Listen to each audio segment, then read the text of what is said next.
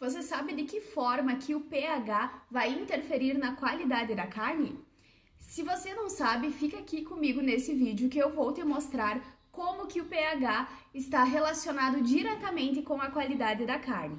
Bom, o meu nome é Jennifer e eu sou criadora do canal Qualidade da Carne. E o objetivo hoje, então, neste vídeo é mostrar para vocês de que forma que o pH vai interferir em vários parâmetros relacionados a carnes de qualidade, como na sua maciez, na textura, no sabor, na capacidade de retenção de água dessas carnes. Mas antes eu te convido a curtir a seguir o canal, né, do YouTube, para que você consiga receber todas as informações quando eu posto um novo conteúdo para vocês. Vocês conseguem receber esse conteúdo de primeira mão. Então, já deixa o joinha aqui nesse vídeo e vamos então ao assunto de hoje.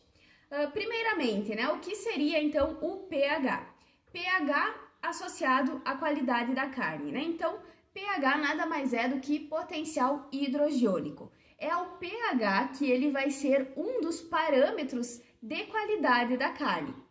Então, quando nós falamos, né, em qualidade da carne, nós nos remetemos às exigências do consumidor. Então, nós sabemos que hoje nós temos um consumidor cada vez mais exigente, um consumidor, então, que ele está buscando adquirir um produto que tenha diversas características que vão trazer, além de saciedade a esse consumidor, que vão trazer também características de ser um produto saboroso. Ele espera que esse produto tenha uma coloração adequada, que seja uma carne macia, saborosa, né? Uma carne com suculência. Então, o pH ele está diretamente associado a essas características sensoriais da carne e diretamente, então, associado também a oferecermos nessas carnes que o consumidor lá da ponta está buscando. Então, pH nada mais é do que potencial hidrogiônico e um indicador de qualidade. De que forma, né, então, que o pH ele vai interferir nesta qualidade? Então, para isso, nós precisamos, primeiramente, né, entender um pouco como que acontece essa variação, né, dos valores de pH. Então, durante o processo, né, que nós chamamos então de conversão de músculo em carne, nós vamos ter o pH, né, da carne variando. E dependendo, né, do valor que nós termos deste pH lá no final, né, quando eu tenho já a carne que está sendo direcionada para venda, para desossa, né, e para venda direta para o consumidor, eu vou ter valores de pH que, se não forem satisfeitos, né, se não forem valores que estão dentro do considerado ideal, nós vamos ter o que nós chamamos, né, de defeitos cárneos. E esses defeitos cárneos, eles vão interferir em muitas questões. Uma dessas questões vai ser as características sensoriais, né, desse produto, como a suculência, né, a própria maciez desse produto, a capacidade desse produto em reter a sua própria água. E também, né, ele vai interferir diretamente na cor desta carne e nas questões econômicas, né? Como assim questões econômicas? Se um estabelecimento, né, um frigorífico, ele vai ter uma carcaça que ela não está com o pH ideal, né, e ela for vender essa carne de forma in natura para o consumidor, ele vai ter uma rejeição por parte daquele produto, por parte do consumidor. O que acontece, né? O consumidor, ao estar exposto, né, numa gôndola de produtos, né, com diferentes cortes, carnes, ele já tem na sua cabeça o que seria uma carne ideal, né? Então, a cor é um dos primeiros atributos que o consumidor ele vai avaliar no momento da compra. A cor, como que está a aparência daquele produto. Então, por exemplo, a carne bovina. Se nós vamos no mercado, nós esperamos que aquela carne bovina tenha aquela coloração vermelho brilhante. Né? Na carne de aves, de suínos, a gente espera então que o suíno, né, a carne suína, a cor normal é aquela cor mais rosadinha. A carne de frango, né, a cor mais clara, mais esbranquiçada, né, comparado à carne suína. Então, nós já temos isso formado na nossa percepção de que aquela coloração é uma carne que tem qualidade, certo? E quando nós temos os defeitos cárneos, que vão ser as carnes PSA e DFD, que nós já vamos falar sobre elas, nós vamos ter a coloração dessas carnes alteradas. Ou seja, o consumidor ele vai rejeitar aquele produto, porque ele não quer comprar uma carne com uma coloração escura, mais escura do que ele está habituado ou mais clara do que ele está usualmente habituado no seu dia a dia. Então, se o consumidor chegar a levar essa carne para sua casa, ele também vai ter uma sensação, vai se desagradar daquele produto, porque o produto não vai atender às suas expectativas frente às características sensoriais, frente ao sabor, né, e a suculência desse produto, porque ele vai sim ter essas características comprometidas. Então, se isso acontece, aquele consumidor ele vai deixar de comprar aquela marca, pelo menos por um certo tempo. Depois ele até pode voltar a fazer essa compra, mas levar então estas carnes para venda direta para o consumidor, ele pode gerar uma série de prejuízos para esse estabelecimento, tá? Pro frigorífico que está processando essa carne e também para quem vende ela nas casas de carnes ou nos açougues. Então, além disso também, ele é um produto que você deixa de ganhar um valor agregado. Digamos que você tem lá uma raça, né? Uma raça que tem um alto padrão de qualidade, uma raça Angus, Hereford, Braford, né? E acontece desta carne ter, então, um desses defeitos carnes. Você vai perder, né? Você vai ter uma perda muito grande em função de que você não vai poder destinar esse produto à venda direta. Então, você pode sim usar essa carne para elaborar produtos, mas o ganho, o rendimento nesse sentido, ele vai ser muito menor quando você venderia, né, aqueles cortes de forma in natura. Então, nós precisamos sempre também pensar que pH está também associado a podermos oferecer carnes com uma maior qualidade e também está diretamente ligado à questão de rendimento que esses estabelecimentos vão ter.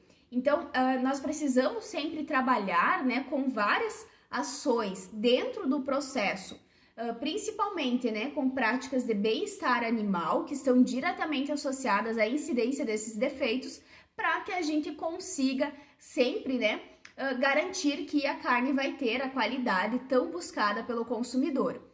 Então, vamos lá. O que acontece, né, nesse processo que nós vamos ter de queda do pH? E de que forma que esse processo ele precisa acontecer? Então, nós temos, né, um processo chamado de conversão do músculo em carne. É durante esse processo, né, que nós vamos ter a queda do pH. Então, quando o animal ele está vivo, né, o animal vivo que está sendo destinado lá para o abate, ele vai ter o seu pH em torno de 7,4, 7,3, 7, tá? Esse é o pH do animal vivo, certo? Da musculatura desse animal. Quando começa a acontecer, então, o processo de abate desse animal, vai acontecer o seguinte, vamos lá.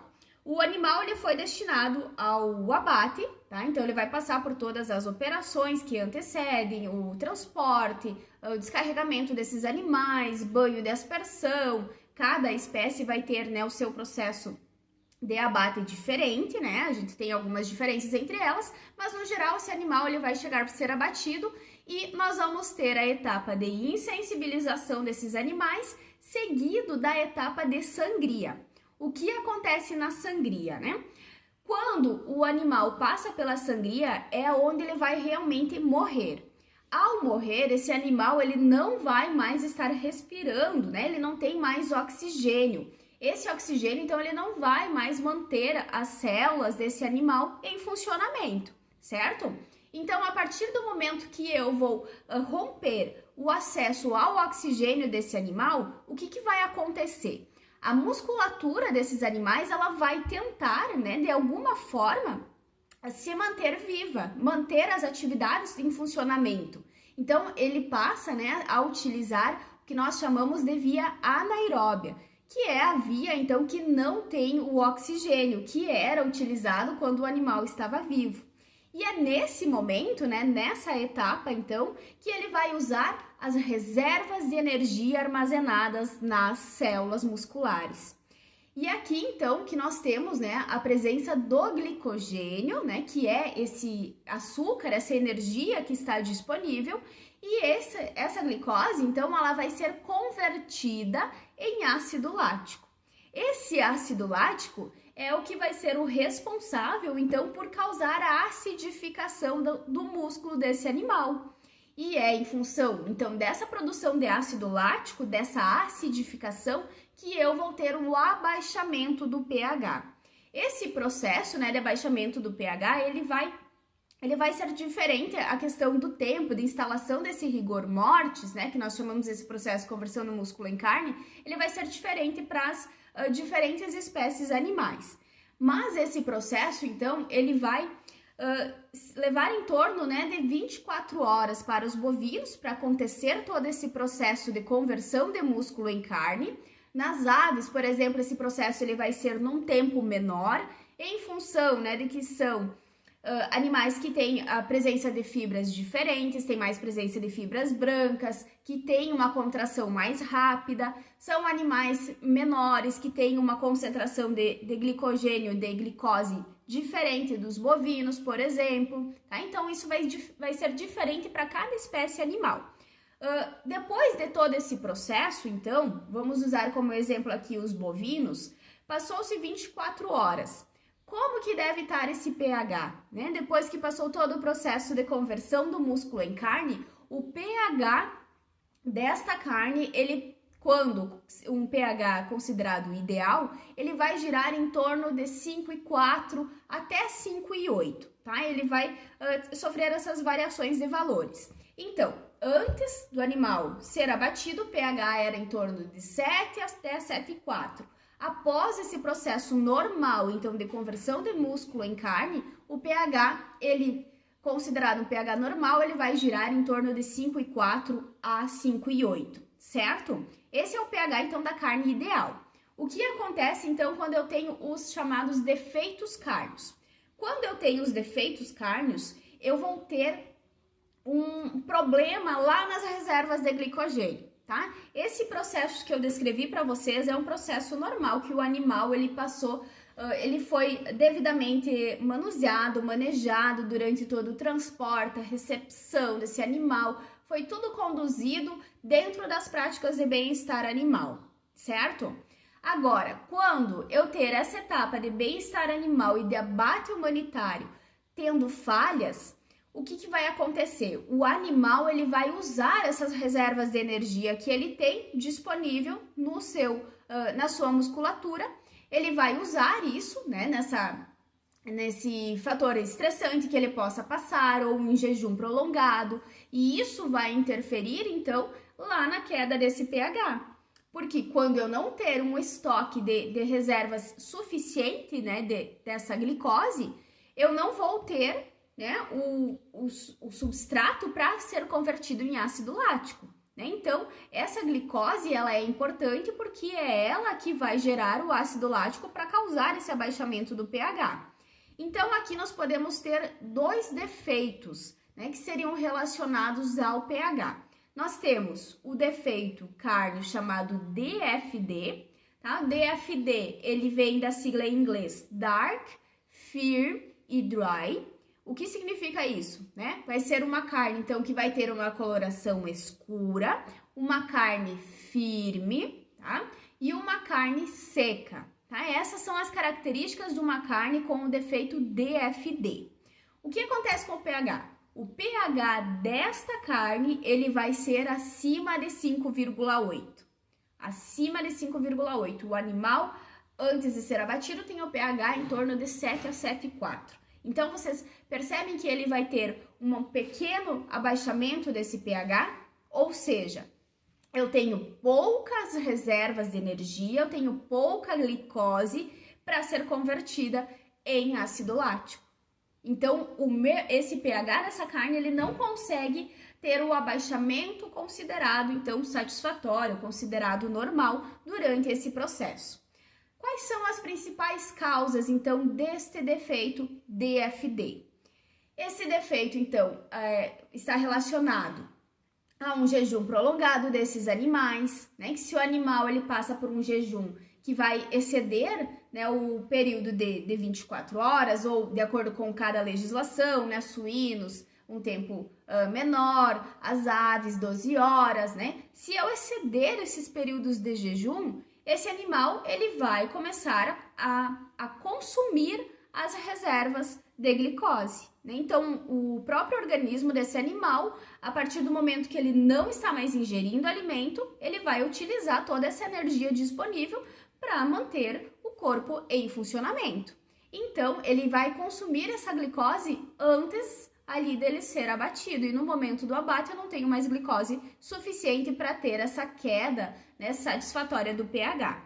Outra questão também é em função do estresse desses animais. Então, por isso que é muito importante nós termos, né, as práticas de bem-estar animal realmente acontecendo no dia a dia, né? Então, nós precisamos ter todo um cuidado com o manejo adequado desses animais, com a questão principalmente do transporte, né, que é um dos maiores fatores que causam um estresse muito grande a esses animais. Então, eu preciso fornecer condições para que esses animais eles não passem por uma situação de estresse muito agravante. Então, eu preciso ter cuidado com o manejo deles, como que eu vou fazer com que esses animais se locomovem até o banho de aspersão, na seringa, como que vai ser realizado o processo de insensibilização desses animais.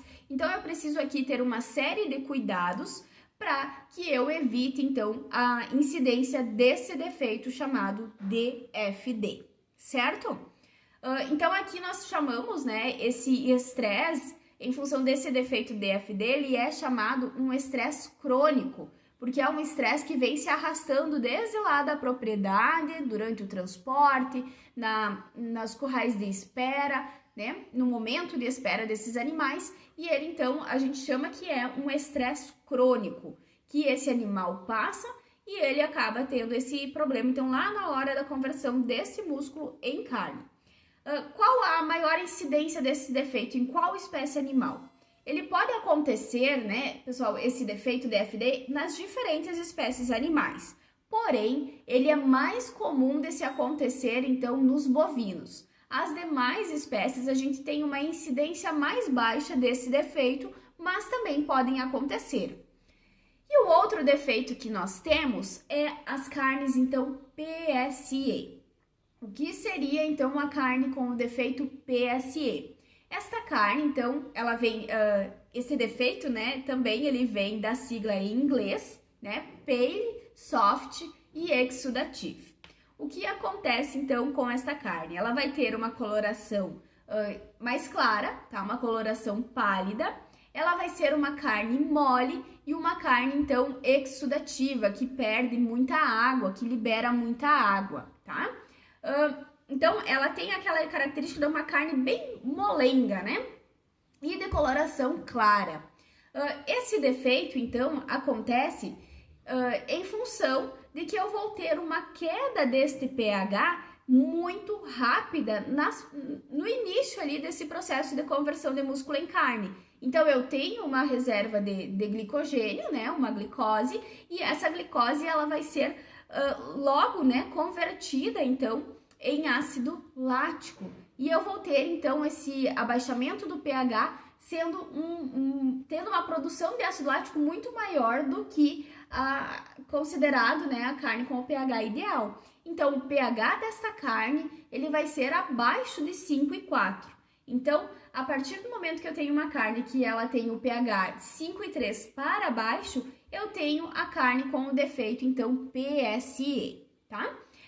Também associado a questões, então, do bem-estar animal, tá? Então, eu preciso também ter cuidados, né, relacionados ao manejo desse animal, a própria nutrição que esse animal vai ser submetido. Então, aqui também, basicamente, podemos resumir que bem-estar animal vai interferir também nessa questão do defeito PSE.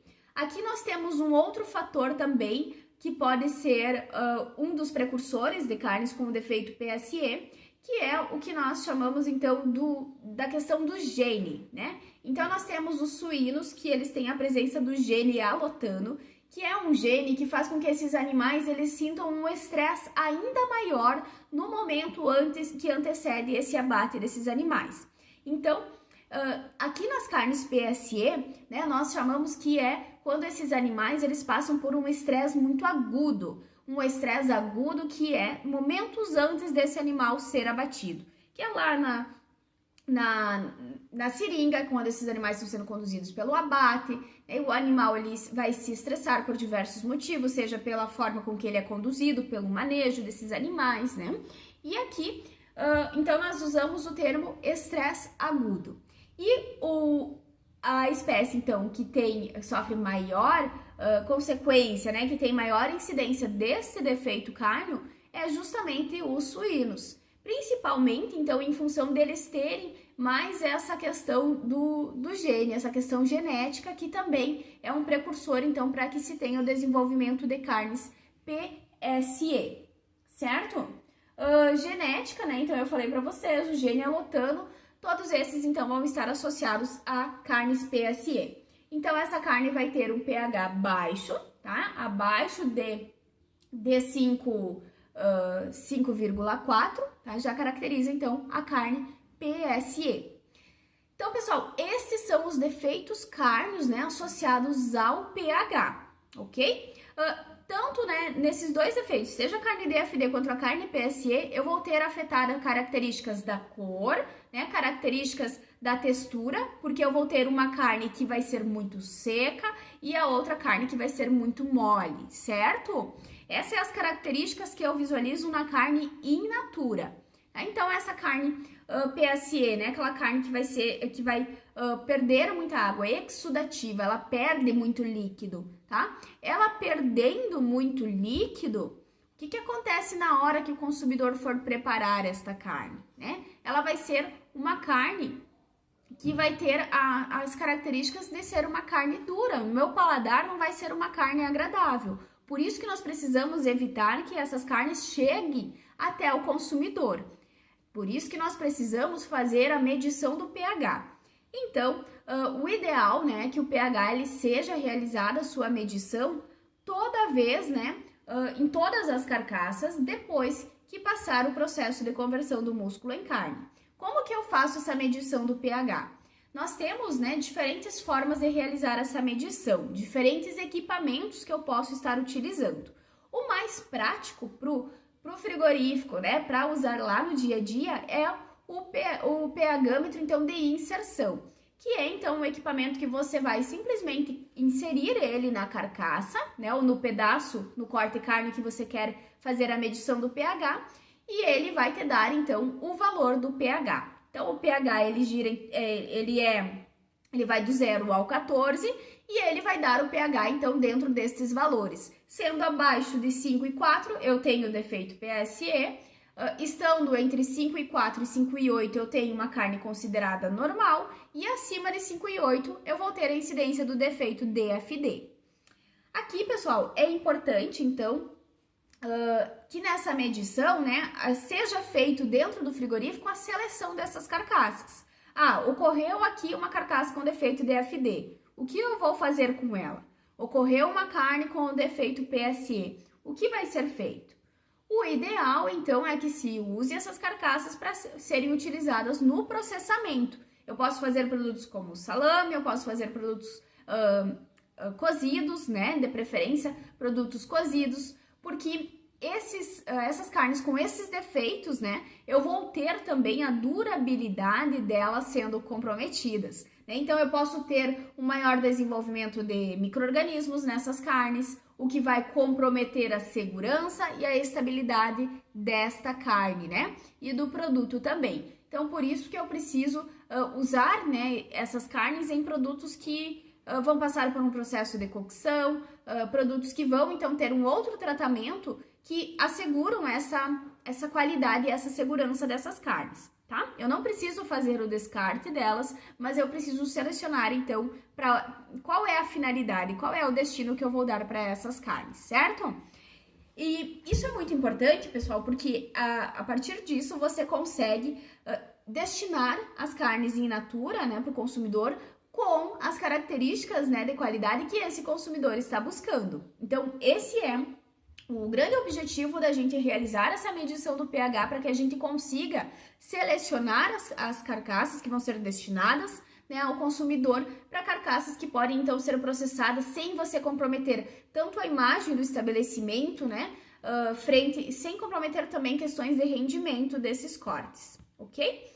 Outra forma de medir esse pH é fazendo uso de pHmetros de bancada.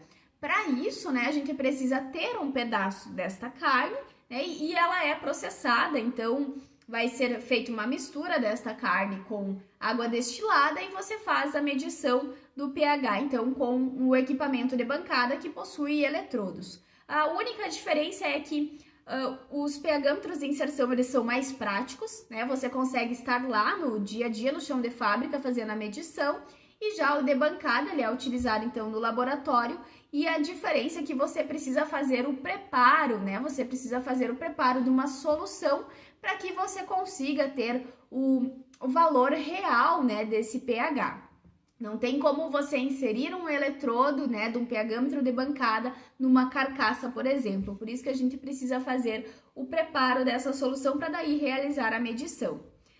De que forma, né, então, pessoal, a gente já viu como que o pH ele vai interferir nessa qualidade, como que acontece a queda desse pH, e nós precisamos também ver de que forma, né, o controle de qualidade, como que vai ser a verificação desses pHs, né? Então, o ideal é que se tenha uma planilha com registros, né, dos valores de pH dessas carcaças, para que se tenha um controle, né, desse pH e para poder fazer essa destinação de mercado do que vai ser feito com essas carnes.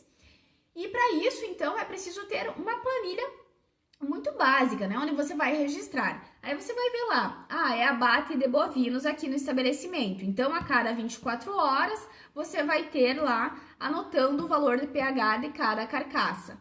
E assim você consegue também, pessoal, olha só que bacana, que importante que é fazer a medição do pH. Além de tudo isso que nós já falamos aqui, ele vai ser importante porque ele vai ser um indicador de como que está as etapas anteriores. Quais etapas, né? De como que está sendo feito o bem-estar animal, as práticas de manejo, né? Então, vocês conseguem associar o pH com o que está acontecendo lá na porteira, né? Antes ali do frigorífico. O que está acontecendo com esses animais? Se eles estão sendo manejados de forma adequada ou não. Então, isso é muito bacana porque vocês conseguem daí ter esse controle e ter esse know-how, né, do que realmente se passa para cada abate, para animais, né, da onde está vindo esses animais. Vocês conseguem também ter esse controle do proprietário, né, de quem está entregando essa matéria-prima para os estabelecimentos, para o frigorífico, né? Você consegue fazer toda uma avaliação. Então, isso é muito bacana. E o que nós podemos dizer aqui, associados então aos defeitos cárneos PSE e DFD, é que basicamente os fatores que vão ser decisivos para que eu tenha esses defeitos é justamente o bem-estar animal. Então, quando eu não tenho bem-estar animal, eu tenho uma chance muito maior de ter esses defeitos cárneos, seja PSE, seja DFD, porque as boas práticas, né, de manejo, a questão do jejum desses animais, o controle desse jejum, tudo isso vai interferir, né, para que eu tenha o desenvolvimento desses defeitos cárneos. Então, bem-estar animal é muito mais, né, ele vai muito além do que só garantir condições ideais para esses animais. Vai muito além, né, deste zelo, deste apreço aos animais. Ele é uma necessidade das empresas de se ter implantado esse bem-estar animal, para que você consiga, sim, no final de todo esse processo, entregar um produto que tenha qualidade.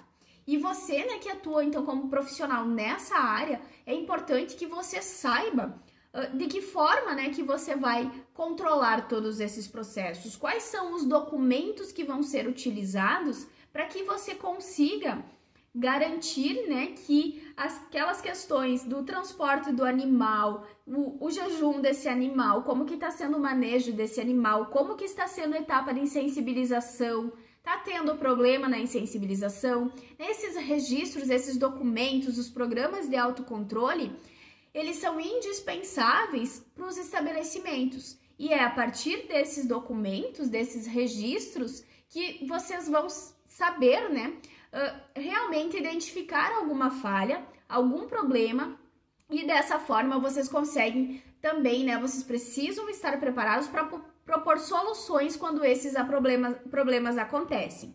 Então, se você tem lá no estabelecimento acontecendo um problema recorrente, né, relacionado a muitas carnes com defeito, né, com defeito DFD, você precisa fazer uma avaliação de todo o início, como que está sendo todo esse processo de recepção dos animais, de condução, transporte, né, e lembrando também que nós temos a nova portaria, né, do bem-estar animal e do abate humanitário, que é a RDC 365, e que nela, né, tem embasado, né, tem descrito exatamente cuidados, né, que se deve ter relacionado, então, às práticas do bem-estar animal e o quão importante ele vai ser para garantia, né, para manutenção de carnes, então, que realmente apresentam a qualidade.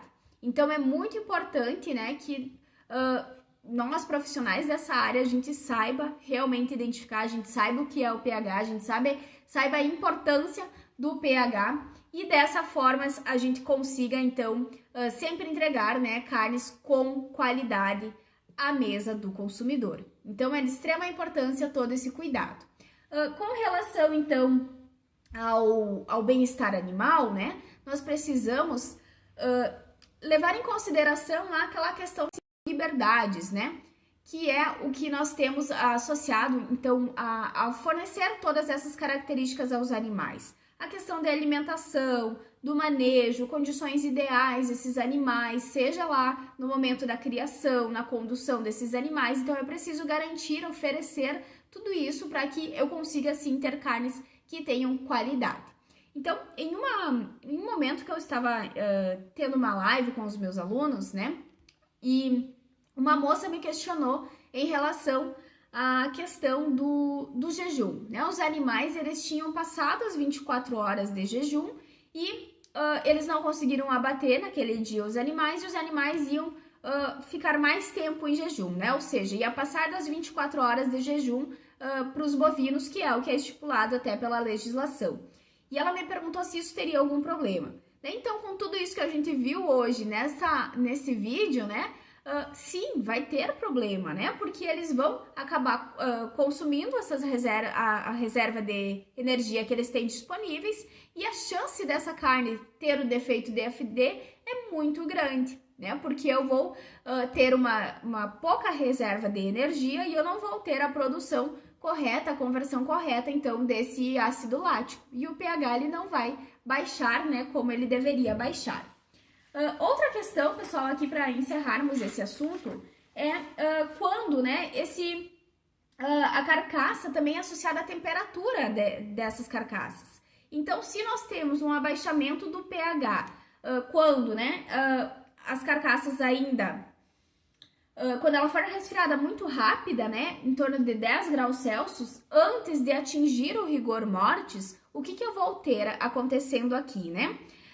Vai acontecer um encurtamento pelo frio, né? Porque a carcaça ela ainda não atingiu o pH ideal, ela está numa temperatura baixa, e isso vai comprometer, então, a questão do processo, né, de contração muscular.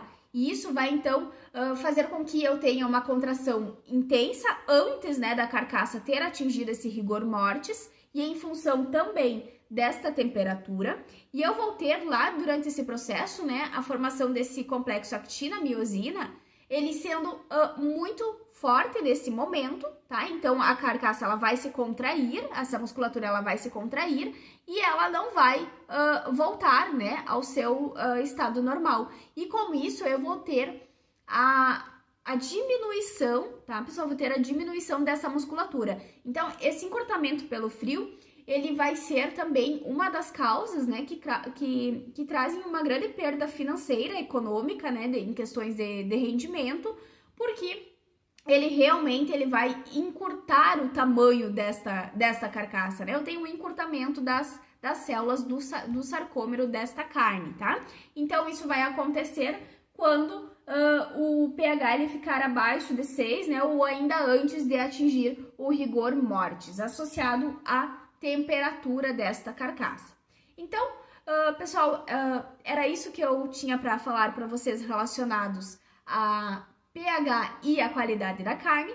Qualquer dúvida, por favor, coloque nos comentários que eu vou estar à disposição para auxiliar vocês, né, a sanar as suas dúvidas sobre esse assunto que é tão importante para profissionais que atuam nesta área. E também reforçar aqui, se vocês ainda não seguem as redes sociais, né, por favor, não deixem de seguir o nosso canal aqui no YouTube, né, e também o Instagram e o Facebook, que é @qualidade da carne. Era isso, pessoal. Até o nosso próximo vídeo e um grande abraço para vocês.